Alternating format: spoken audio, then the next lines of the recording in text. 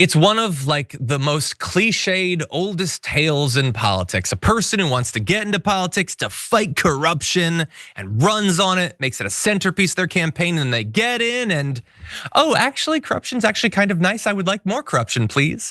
And so we have an example of that. This is a newly elected GOP representative, Rob Bresnahan Jr., who ran on a topic that we take very seriously here at the Damage Report, and we've done a lot of discussion about it, which is banning stock trading by members of Congress who can use their privileged information to benefit themselves. And we've seen that in many, many instances. And he actually ran on ending that. So he agreed with us. Unfortunately, once he got into office, he's been acting a little bit different on that topic. See, since he took office just in January, we're talking about a couple months, he has reported 264 stock trades. He has purchased up to 1.7 million in stock since taking office. He's also sold $3.03 million in stock. Now, back during his campaign, he actually attacked his Democratic opponent, Matt Cartwright, for failing to co-sponsor legislation cracking down on that practice. He said that this is the topic of bipartisan legislation right now in the House that I would happily co-sponsor. My opponent is not a co-sponsor of this bill. And so they seemed very different at the time. Turns out they do have something in common, because he's not a co-sponsor of the bill either. Although in his defense, he's been too busy selling and buying stock to co-sponsor much of anything. So since he's arrived on Capitol Hill, he hasn't co-sponsored it. He could have signed on to the No Corruption in Government Act. That's a bipartisan bill that would prohibit insider trading by members of Congress and their spouses. He chose not to.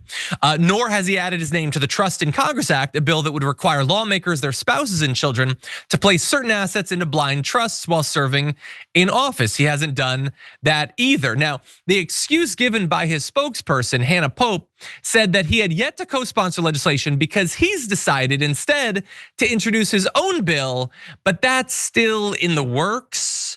And it might take a while, like a week or never. It might never come, actually. And says, don't worry, he relies on a financial advisor to trade stocks for him and never knows about the trades before they happen or when they occur. He also does not know the companies being traded. Now, he could theoretically have a blind trust. He doesn't. So there's literally nothing stopping him from knowing about these trades or directing these trades, except I guess our faith in him. But when he campaigned on, I'm gonna come in and co-sponsor legislation to stop this, and instead he's been trading more stock than, I don't know, everybody watching this show simultaneously has in their entire life.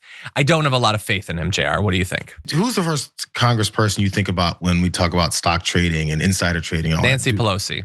Isn't that crazy? Isn't that crazy, John? Why do you think that is? She's gotten pretty rich off of it, and she has refused to sign on to stopping it. And also a lot of people talk about it. Who is this guy? Nobody knows, nobody cares. This guy's the same thing. They're all the same. So if you're gonna get mad about Nancy Pelosi, which you should, because she's made a lot of money off of it, you should probably get mad about these folks who say they're gonna do something about it and then they go to do nothing about it. As a matter of fact, actively make sure they do the opposite of that. Open it up only for themselves, and maybe a few of their buddies and their wives and their kids or whatever, whoever it is they bring in on the scheme.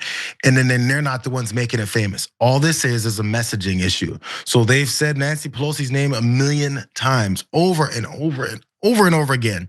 And enough of them glom onto it. Even people, I assume you don't, we all kind of dislike Nancy Pelosi, but to the degree of thinking that you'd rather have one of these guys who's openly lying to you about the exact same thing that she's openly lying to you about, as if it's two different kinds of people.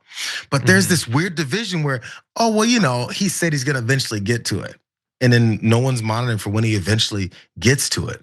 It's just all of matter of how they make sure it sticks in your brain when it's the exact same thing. They're all doing the same thing. It might be about time for maybe some, what are the Panicans?